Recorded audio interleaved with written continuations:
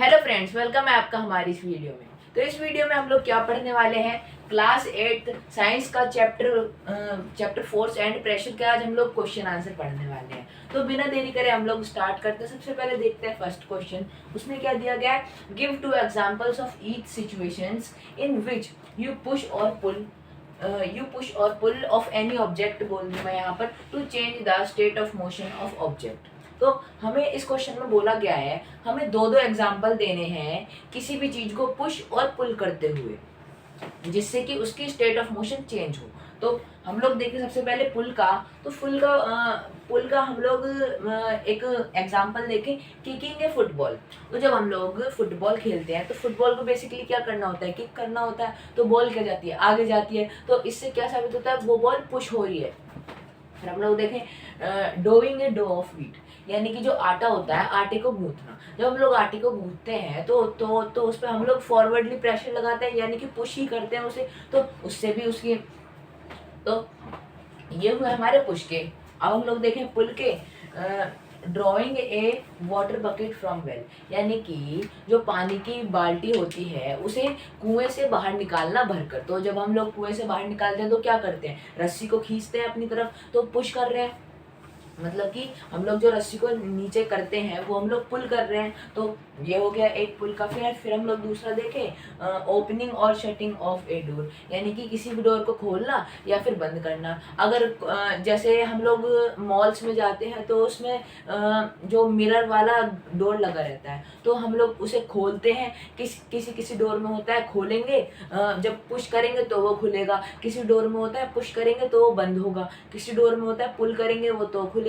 किसी डोर में होगा पुल करेंगे तो वो बंद होगा। और किसी किसी डोर में दोनों होते हैं। तो ये हुआ हमारा फर्स्ट क्वेश्चन। उसमें क्या था, पुश और पुल के हमें एग्जांपल देने थे। तो ये हुआ हमारे फर्स्ट क्वेश्चन। अब हम लोग देखते हैं हमारा सेकंड क्वेश्चन।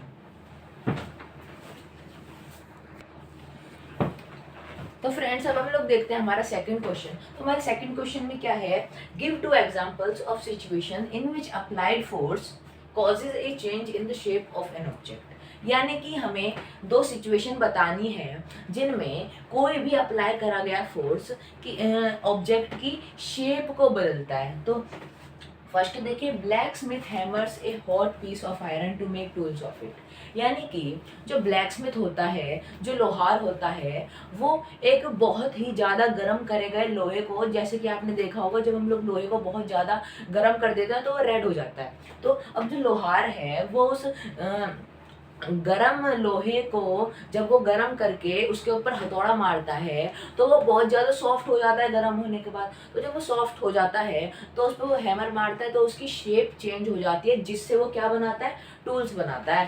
फिर हम लोग देखें second, taking out paste from A toothpaste tube. यानी कि जो टूथपेस्ट ट्यूब होती है जो हम लोग रोज ब्रश करते हैं, इस टाइप की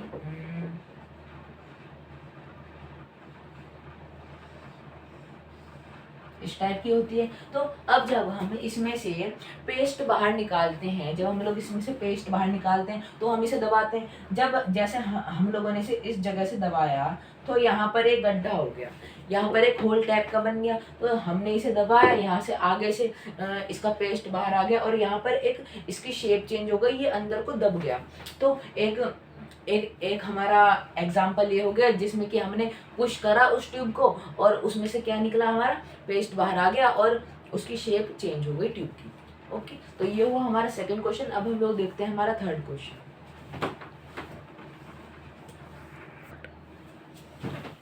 तो फ्रेंड्स, अब हम लोग देखते हैं हमारा थर्ड क्वेश्चन। तो हमारे थर्ड क्वेश्चन में क्या है, fill in the blanks in the following statement. यानी कि जो हमें फॉलोइंग स्टेटमेंट दिए इनमें हमें फिल करना है जो भी हमारा मिसिंग दिया है। तो to draw water from a well we have to dash at the road. यानी कि किसी भी जो कोई भी कुआं है उसके अंदर से हमें वाटर बकेट को निकालना है तो हम लोग रोप को पुल करेंगे, पुश करेंगे। रोप को जब हम लोग अपनी तरफ पुल करेंगे वो वाटर बकेट जब भी तो ऊपर आएगी, तो इसका आंसर क्या हो जाएगा, पुल एट द रोप। ओके, फिर हम लोग देखें second, A charged body dash A uncharged body towards it. यानी कि कोई भी एक चार्ज्ड बॉडी है, जैसे हम लोग इलेक्ट्रिसिटी ले लेते हैं, कोई भी यहाँ पर हमारा एक चार्ज पोल है यहाँ पर हमारा। ओके, ये प्लस है, ये माइनस है, ये माइनस है, ये प्लस है। अब ये एक बॉडी है, ये बिल्कुल अनचार्ज है।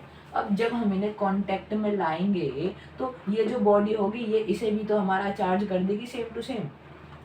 जब इसे भी चार्ज कर देगी तो आंसर क्या हो जाएगा, ए charge body charges A uncharged body towards it, यानी कि कोई भी चार्ज हुई बॉडी एक दूसरी अनचार्ज बॉडी को चार्ज कर देती है। फिर हम लोग देखें to move loaded trolley we have to push और पुल। क्या करेंगे हम लोग इसमें, तो कोई भी जैसे हमारी ट्रॉली है, मैं ट्रॉली बनाता हूँ यहाँ पर, ये हमारी ट्रॉली है, ओके। अब इसके अंदर सामान रखा है, अब ये ट्रॉली यहाँ भी जा सकती है, यहाँ भी जा सकती है। अब वो डिपेंड करता है, अगर मैं यहाँ पर खड़ा हूँ, मैं अगर इस ट्रॉली को मुझे आगे मूव कराना है तो मैं पुश करूँगा, अगर इस ट्रॉली को मुझे अपने पास लाना है तो मैं पुल करूँगा।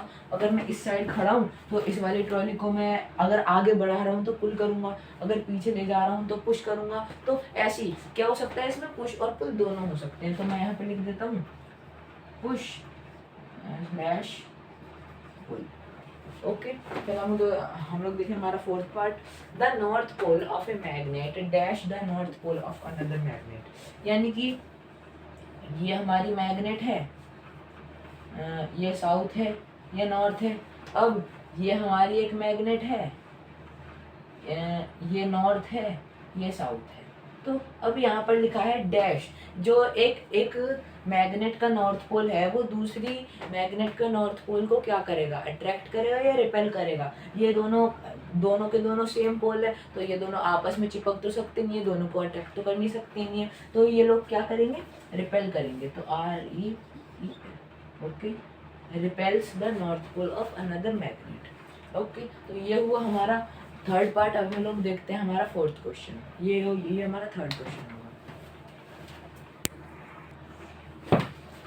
तो फ्रेंड्स अब हम लोग देखते हैं हमारा क्वेश्चन नंबर 4। तो क्वेश्चन नंबर 4 में क्या है हमारा, एन आर्चर स्ट्रेचेज हर बो, यानी कि एक आर्चर है वो अपने बो को स्ट्रेच करती है। तो जब वो अपने निशाने पर टारगेट लगाती है और she then releases the arrow, और वो एरो को रिलीज कर देती है, which begins to move toward the target, जो कि टारगेट के पास जाने लगता है। फिर based on this information fill up the gaps in the following statements using the following terms. यानी कि हमें ऊपर टर्म्स दी गई हैं जैसे कि muscular, contact, non contact, gravity, friction, shape, attraction. इन्हें यूज करके हमें ये जो टर्म्स ये जो हमारी स्टेटमेंट दी गई हैं इन्हें फिल करना है हमें। तो इनमें हमें हमारा जो भी मिशन है, जो भी हमारा मिसिंग है। तो एक बार क्वेश्चन को दोबारा समझते हैं। एक आर्चर है जो कि एक बो को पकड़ती है और वो स्ट्रेच करती है उसकी स्ट्रिंग को, एरो को पकड़ के, जो कि फिर वो उस एरो को रिलीज कर देती है जो कि टारगेट के पास जाता है।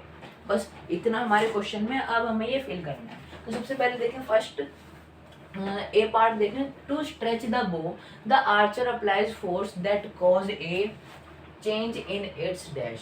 तो जो हमारा बो है, मैं यहाँ पर बो बनाता हूँ इतनी जगह पर, ये मैंने इस टाइप का ये मैंने बो बना दिया। अब इस बो में यहाँ से ये जा रही है, तो अब जब ये बो को रिलीज करेगी तो स्ट्रिंग को खींचना पड़ेगा, और जब वो स्ट्रिंग को खींचेगी तो उसकी मसल्स और जो ऑब्जेक्ट है, जो हमारी स्ट्रिंग है, वो कांटेक्ट में आएगी। तो जो कांटेक्ट में आएगी तो फिर वो उसे खींचेगा तो स्ट्रिंग की क्या हो जाएगी, स्ट्रिंग की शेप चेंज हो जाएगी। तो यहाँ पर क्या आ जाएगा हमारा, सिंपली शेप आ जाएगा, ओके। फिर हम लोग देखें, the force applied by the archer to stretch the bow is a example of dash force. तो इसमें हमारे फोर्स कौन कौन से दिए गए हैं, मस्कुलर, कॉन्टैक्ट, नॉन कॉन्टैक्ट, और फिर हमारा ग्रेविटी, फ्रिक्शन, शेप, अट्रैक्शन दी गई है। तो इसमें हमारा क्या आ जाएगा, इसमें हमारा कॉन्टैक्ट फोर्स आ जाएगा, कॉन्टैक्ट फोर्स, क्योंकि जो यहाँ पर बोला गया है जो फोर्स है वो आर्चर ने अप्लाई करा है बो पर। तो मैंने आपको जैसे कि पहले बताया, जो उसकी मसल्स हैं और जो स्ट्रिंग है, जो ऑब्जेक्ट है, वो कांटेक्ट में आया, फिर उसने स्ट्रेच करा, उसके बाद उसे छोड़ा, तो वो क्या हो जाता है, कांटेक्ट फोर्स हो जाता है। फिर हम लोग सी पार्ट देखें, the type of force responsible for a change in the state of motion of the arrow is an example of A dash force, यानी कि कौन सा ऐसा फोर्स है जो कि रिस्पॉन्सिबल है, जो स्टेट ऑफ मोशन चेंज हुई है एरो की, तो किसका एग्जाम्पल है। तो अब यहाँ पर हमारे मेनली क्या क्या हो सकता है, यानी कि इसमें क्या क्या हो सकते हैं, या तो कांटेक्ट फोर्स हो सकता है या फिर मस्कुलर फोर्स हो सकता है। तो कॉन्टैक्ट फोर्स क्या हुआ, हमारा कॉन्टैक्ट में हमने उसे छोड़ दिया, बस इतना हो गया हमारा कॉन्टैक्ट फोर्स। तो और मस्कुलर फोर्स क्या हुआ, जो हमने जैसे हम लोग एग्जांपल लेते हैं, हमने डंबल उठाया कोई भी जिम में, तो जब जब जब हम लोग किसी ऑब्जेक्ट को उठाते हैं और हमारी मसल होती है, उन दोनों का कॉन्ट्रैक्शन होता है, उसके बाद ही जाके तो हमारा फोर्स लगता है, तो वो फोर्स क्या कहलाया जाता है, हमारा मस्कुलर फोर्स कहलाया जाता है। और इसमें बोला गया है जो स्पीड है, जो एरो जा रहा है उसकी स्पीड है, वो किस चीज ने बढ़ाई, कौन से फोर्स ने बढ़ाई, तो वो मस्कुलर फोर्स ने बढ़ाई, क्योंकि जो स्ट्रिंग है वो कांटेक्ट में आई, इतना तो कांटेक्ट फोर्स है। लेकिन जब हमने उसे छोड़ा तो हमारी मसल की पावर की वजह से ही तो उसकी स्पीड बढ़ गई। तो इसका मतलब क्या होता है, example of a muscular force होगा यहाँ पे। ओके, तो ये हुआ हमारा सी पार्ट। अब हम लोग हमारा इसका आखिरी डी पार्ट भी देखते हैं। तो फ्रेंड्स अब हम लोग देख लेते हैं हमारे फोर्थ क्वेश्चन का आखिरी डी पार्ट। यहाँ पर लिख देता हूँ डी पार्ट। तो इसमें क्या है, when the arrow moves towards it's target, यानी कि जो एरो है वो जब अपने निशाने की तरफ जाती है, तो जो उसके ऊपर फोर्स वर्क कर रहे हैं वो कौन कौन से फोर्स है। तो इसमें बेसिकली क्या हो जाएगा, सबसे पहले यहाँ पर मैं आर्चर बना देता हूँ। यहाँ पर ये आर्चर है, इसके हाथ में बो है। ओके, जब इसने एरो को छोड़ा तो एरो आगे जा रही है, लेकिन एक पर्टिकुलर टाइम ऐसा आएगा जब एरो की स्पीड कम होती जाएगी। क्यों स्पीड कम होती जाएगी एरो की, क्योंकि सबसे पहली बार उसके ऊपर ग्रेविटी पड़ेगी तो एरो नीचे जाती जाएगी। ओके, नीचे जाती जाएगी। और ग्रेविटी इतनी जल्दी क्यों पड़ेगी उसके ऊपर, क्योंकि ऊपर से एटमॉस्फेरिक प्रेशर भी उसके ऊपर लग रहा है। ओके, तो स्पीड इस वजह से भी उसकी कम हो जाएगी। तो इसमें आंसर क्या आ जाएगा, due to the forces acting on it are due to gravity and due to जो हमें ऊपर दिए गए थे टर्म्स, उसमें हमारा इसमें प्रेशर ऑफ एयर तो नहीं था, लेकिन अट्रैक्शन ऑफ एयर था। तो इसमें हम लोग अट्रैक्शन ऑफ एयर भी लिख सकते हैं। यहाँ पर लिख देता हूँ मैं नीचे, अट्रैक्शन ऑफ एयर। ओके, तो ये होता है हमारा फोर्थ क्वेश्चन कंप्लीट। अब हम लोग देखते हैं हमारा फिफ्थ क्वेश्चन।